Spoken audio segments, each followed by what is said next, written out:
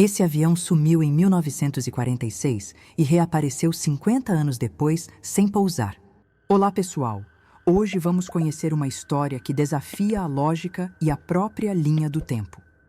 Um avião, dado como desaparecido em 1946, teria reaparecido 50 anos depois, nos céus da América do Sul, sem qualquer sinal de envelhecimento, sem nenhum pedido de pouso e, mais surpreendente ainda, com todos os ocupantes a bordo exatamente como estavam no dia do desaparecimento. O caso, amplamente debatido entre investigadores independentes e ocultado pelas autoridades durante anos, ficou conhecido como o voo fantasma do Atlântico Sul. A história começa em Porto Rico, num tempo em que o mundo ainda se recuperava das feridas da Segunda Guerra Mundial, e os céus da América Central se abriam cada vez mais para voos comerciais e diplomáticos entre países do continente. O avião envolvido era um Douglas DC-4, uma das aeronaves mais respeitadas da aviação civil norte-americana no período pós-guerra. Com 4 motores e capacidade para mais de 30 passageiros, esse modelo era utilizado tanto para fins civis quanto militares. Na manhã do dia 3 de abril de 1946, esse DC-4 deixou o aeroporto de San Juan, em Porto Rico, com destino à cidade do Panamá. A bordo estavam 29 passageiros e 3 tripulantes, entre eles 2 engenheiros britânicos em missão técnica, um diplomata da América Central com documentos sensíveis e uma senhora viajando com sua filha de 6 anos, chamada Eleonora Figueroa. Todos estavam devidamente registrados no manifesto, o que permitiria décadas depois confirmar suas identidades de maneira precisa. As condições climáticas naquela tarde eram adversas, com registros de formações densas de nuvens cumulonimbus ao longo da rota, especialmente na região do Meridiano do Caribe, uma área conhecida por instabilidades atmosféricas intensas. Mesmo assim, os relatórios de rádio enviados pela tripulação indicavam normalidade. Às 17h50, o piloto, Thomas Brennan, fez seu último contato, informando que estavam se aproximando do ponto de navegação previsto. Sua voz soava firme, sem qualquer sinal de alarme. Esse foi o último registro auditivo do voo. A partir daí, o rádio silenciou por completo, e o DC-4 jamais chegou à cidade do Panamá, como previsto em seu plano de voo. A ausência de comunicação provocou uma das maiores operações de busca da época naquela região. Aviões da Força Aérea Norte-Americana, embarcações civis e até navios militares foram mobilizados por mais de 2 semanas. Vasculharam as florestas do norte da Colômbia, examinaram a costa caribenha e rastrearam por dias a superfície do mar. Nenhum vestígio foi encontrado, nenhum sinal de óleo, destroços ou qualquer indicativo de queda. O caso foi arquivado oficialmente como desaparecimento em rota, um termo recorrente em arquivos militares da época, usado quando todas as hipóteses eram inconclusivas. Com o tempo, o caso foi se tornando apenas mais uma página esquecida nos registros da aviação. Décadas se passaram.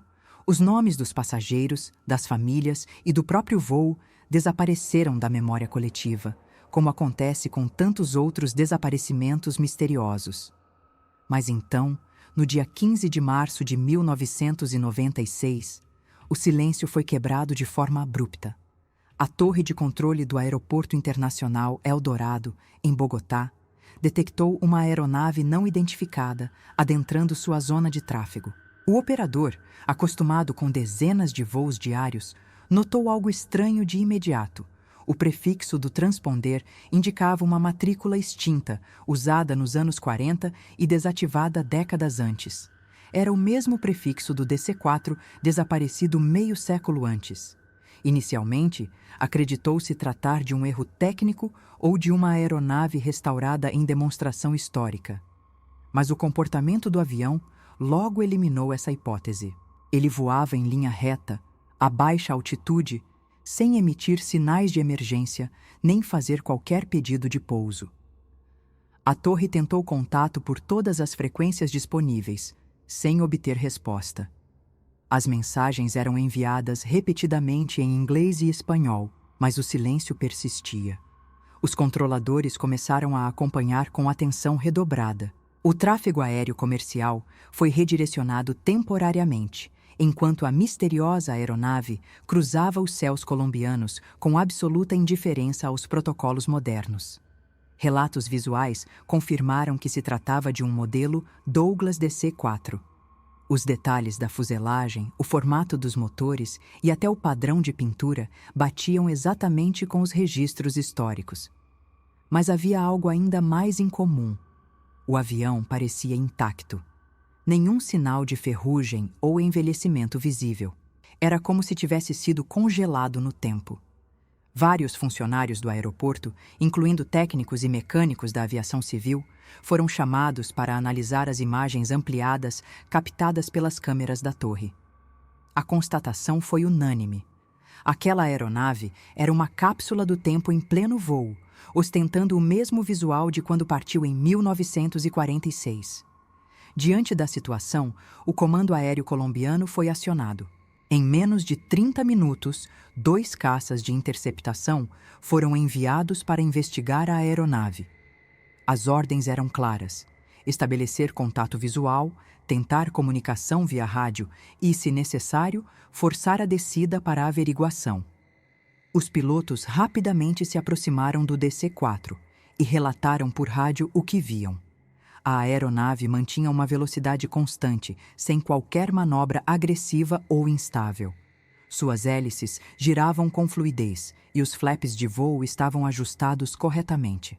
Era como se estivesse sendo pilotado, mas sem qualquer reação às tentativas de comunicação.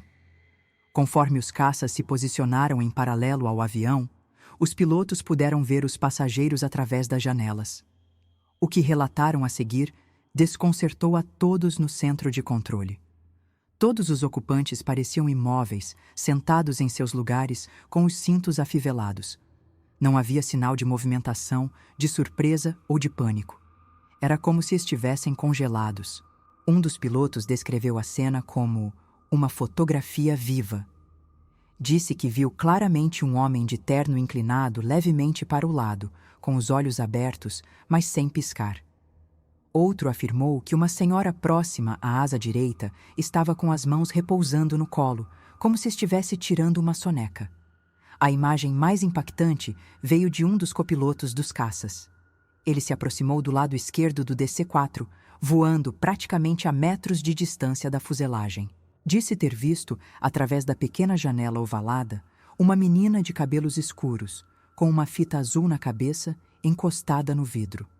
Ela estava parada, olhando para o horizonte com uma expressão absolutamente vazia. Não parecia assustada, nem alegre, apenas ausente. O copiloto comentou que a imagem o perturbou profundamente, pois a menina não piscava e parecia nem notar a presença da aeronave ao lado. A descrição, mais tarde, coincidiria com o nome registrado no manifesto de 1946, Eleonora Figueroa.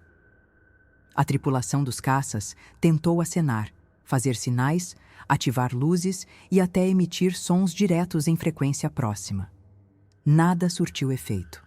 O DC-4 manteve sua trajetória como se estivesse em piloto automático, embora esse recurso não fosse comum ou sofisticado na aviação daquela época.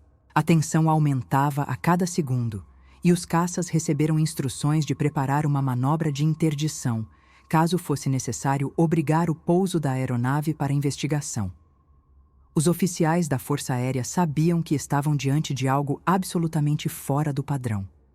A ideia de que aquela aeronave havia desaparecido há 50 anos parecia, naquele momento, estranhamente plausível.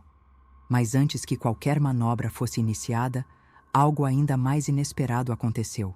Uma densa formação de nuvens surgiu no horizonte, crescendo de maneira rápida e anormal. Os caças relataram que a visibilidade caiu drasticamente em menos de 40 segundos, como se uma tempestade tivesse se materializado do nada. O DC-4 entrou lentamente nesse manto branco, sem alterar a velocidade, sem hesitar. E ali, diante de olhos treinados e sistemas de rastreamento modernos, ele desapareceu. Sumiu no meio das nuvens, como se tivesse evaporado. Os radares de solo perderam o sinal por completo, e nenhum outro radar da região voltou a captar qualquer indício da aeronave. Os caças realizaram buscas imediatas na região onde o DC-4 havia desaparecido, sobrevoando a área diversas vezes em círculos, tentando reencontrar qualquer sinal visual ou por instrumentos. Nada foi detectado. O céu aos poucos voltou ao normal. As nuvens densas dissiparam-se tão repentinamente quanto haviam surgido, e a visibilidade tornou-se novamente ampla. Nenhum vestígio, nenhum som, nem sequer uma perturbação no ar indicava que uma aeronave havia passado por ali. O comando aéreo em Bogotá entrou em estado de alerta. O registro da interceptação foi classificado como ultra-secreto. Todos os envolvidos foram orientados a permanecer em silêncio absoluto sobre o que viram. Nos meses seguintes, o caso foi tratado com máxima discrição. Autoridades civis e militares colombianas evitaram qualquer pronunciamento oficial, e os registros de radar e rádio foram recolhidos por representantes de agências estrangeiras, cuja identidade permanece desconhecida. Mas, como em muitos outros episódios mantidos em sigilo por governos, alguns detalhes acabaram escapando. Em 2003, 7 anos após o incidente, documentos começaram a circular em fóruns especializados em aviação e investigações anômalas. Esses arquivos continham transcrições parciais dos radares, registros de voos e até relatos de 2 dos pilotos envolvidos na interceptação. Um deles confirmava com precisão a visão da criança encostada na janela. As imagens vazadas mais impressionantes vieram de câmeras de vigilância aérea, supostamente instaladas em uma das torres de controle próximas à rota da aeronave. Uma das fotografias mostrava nitidamente a lateral da fuselagem do DC-4. A qualidade da imagem permitia observar com clareza o número de registro pintado próximo à cauda, o mesmo registrado nos arquivos da aviação norte-americana como pertencente à aeronave desaparecida em 1946. Especialistas em restauração e entusiastas da aviação foram unânimes ao afirmar que replicar aquele nível de detalhe seria praticamente impossível sem acesso aos planos originais e a peças descontinuadas há mais de meio século. A hipótese de fraude foi amplamente discutida, mas enfraqueceu rapidamente diante de fatores técnicos incontestáveis. Componentes visíveis da fuselagem, como os rebites, os flaps do leme de direção e o desenho dos estabilizadores verticais, correspondiam exatamente ao padrão utilizado no final da década de 40. Além disso, o transponder emitia sinais de uma tecnologia já extinta, incompatível com os sistemas modernos de navegação. Nenhuma aeronave civil ou militar ativa em 1996 usava aquele tipo de codificação. Isso eliminava a possibilidade de um avião moderno se fazendo passar por um antigo. Era, sem sombra de dúvida, a mesma aeronave desaparecida meio século antes. A revelação mais inquietante veio de um funcionário aposentado do aeroporto de San Juan, que à época do desaparecimento, em 1946, havia trabalhado no setor de embarque. Já em idade avançada, ele relatou que se lembrava bem da menina Eleonora Figueroa, por causa de uma pequena boneca artesanal que ela levava nas mãos. Segundo ele, a boneca era feita de tecido cru, com cabelo de lã azul e olhos costurados em linha vermelha. O detalhe causou comoção porque um dos pilotos da interceptação havia descrito ter visto uma menina segurando uma boneca com essas exatas características. Nenhuma foto da boneca existia nos arquivos oficiais. A coincidência parecia impossível. Diante disso, surgiram as hipóteses mais variadas. Alguns físicos sugeriram que a aeronave pode ter atravessado uma fenda temporal, uma anomalia no espaço-tempo, onde as leis convencionais da física não se aplicam. Outros levantaram a possibilidade de um experimento militar mal sucedido, onde o avião teria sido submetido a testes com campos eletromagnéticos ou tecnologias ainda não reveladas. Houve até quem defendesse a teoria de uma interferência interdimensional, na qual o DC-4 teria sido momentaneamente transportado para outra camada da realidade, retornando apenas quando as condições se alinharam novamente. Nenhuma dessas hipóteses, porém, foi comprovada com evidência concreta. O governo dos Estados Unidos jamais se pronunciou oficialmente sobre o reaparecimento do avião, apesar de jornalistas e pesquisadores enviarem centenas de solicitações formais. Nenhum documento foi disponibilizado publicamente, nem mesmo os registros de voo da década de 40. Tudo permanece arquivado sob categorias de acesso restrito. Alguns investigadores independentes acreditam que o caso do voo fantasma do Atlântico Sul está ligado a outros desaparecimentos misteriosos ocorridos na mesma região, como o do famoso voo 19 ou o navio Cyclops, também desaparecidos sob circunstâncias inexplicáveis no século XX. O padrão de silêncio institucional, afirmam, é o mesmo em todos os casos. Hoje, quase 80 anos após o desaparecimento original e quase 30 após o breve reaparecimento, o mistério continua. Nenhum novo indício foi encontrado. Nenhum outro radar captou sinais similares. A aeronave jamais retornou. As famílias dos passageiros, já em sua maioria falecidas, nunca receberam respostas oficiais.